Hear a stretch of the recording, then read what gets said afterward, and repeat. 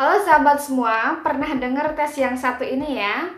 Jadi tes ini berbeda dengan tes-tes yang sering kalian lakukan di bangku sekolah dan biasanya di sinetron-sinetron untuk membuktikan seseorang apakah merupakan anak kandung atau bukan.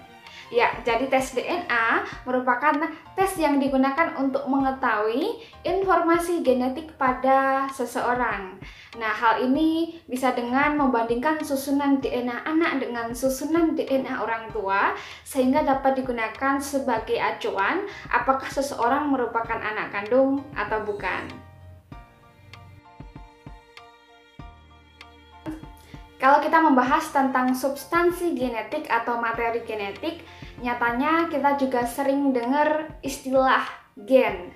Nah, pertanyaannya, apakah gen dan DNA itu sama? Kemudian, bagaimana hubungan keduanya? Oke, jadi dalam video ini, kita bukan hanya membahas hubungan gen dan juga DNA, tetapi kita akan membahas hubungan gen, DNA, dan juga kromosom.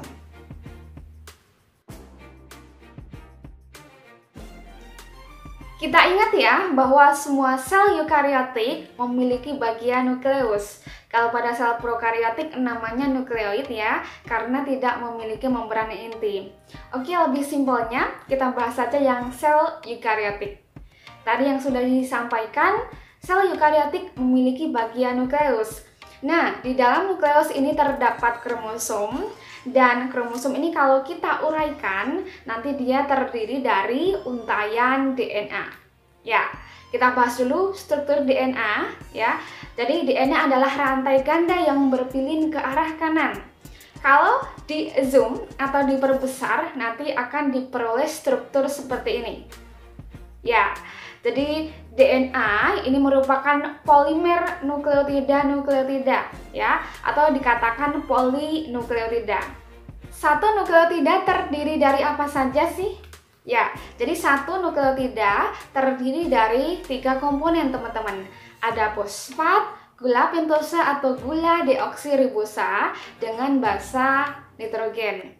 Nah, gabungan basa nitrogen dengan gula pentosa ini disebut dengan nukleosida. Jadi, dapat pula dikatakan bahwa nukleotida terdiri dari fosfat dan nukleosida. Jadi sudah paham ya bedanya nukleotida dengan nukleosida. Kalau nukleotida tadi terdiri dari 3 bagian teman-teman. Ada fosfat, gula pentosa, dan basa nitrogen. Sementara nukleosida itu terdiri dari 2 komponen, yaitu basa nitrogen dan gula pentosa. Kemudian basa nitrogen pada DNA ini ada 2 jenis teman-teman. Ada jenis purin dan pirimidin. Yang purin ini ada adenin yang disimbolkan dengan A dan guanin yang disimbolkan dengan G. Sementara yang jenis pirimidin ada timin atau T dan sitosin. Untuk sitosin ini kadang disingkat dengan C, kadang disingkat dengan S, seperti itu. Ya, jadi mereka setia ya teman-teman. Adenin selalu dengan timin, guanin selalu dengan sitosin. Nah, untuk adenin dan timin ini dia dihubungkan 2 ikatan hidrogen, sementara guanin dengan sitosin dihubungkan oleh 3 ikatan hidrogen. Jadi antara basa nitrogen rantai 1 dengan basa nitrogen rantai pasangannya dihubungkan oleh ikatan hidrogen.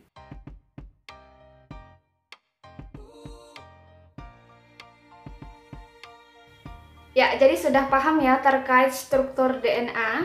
Ya, jadi untaian DNA tadi akan membentuk pintalan atau gulungan pada suatu protein. Nama proteinnya adalah protein histon. Nah, gabungan protein histon dengan DNA ini disebut dengan nukleosom. Nukleosom 1 nanti akan bergabung dengan nukleosom yang lain, tersusun padat dan terpilin membentuk lipatan solenoid, dan lipatan solenoid tersusun padat membentuk kromatin, kromatin memadat membentuk kromosom. Jadi seperti yang sudah disampaikan tadi, bahwasannya kromosom di dalamnya terdapat rantai DNA. Ya, dari tadi kita sudah membicarakan tentang DNA dan juga kromosom. Lantas, di manakah letak gen?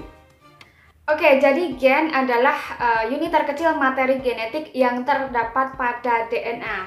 Jadi bisa dikatakan bahwasannya pada DNA itu terdapat gen. Nah, nanti setiap gen akan mengendalikan satu sifat hereditas. Misalnya, gen A mengendalikan warna kulit, gen B mengendalikan bentuk rambut, dan lain sebagainya. Dan yang harus teman-teman pahami, semua gen itu adalah DNA, tetapi DNA itu belum tentu gen, seperti itu.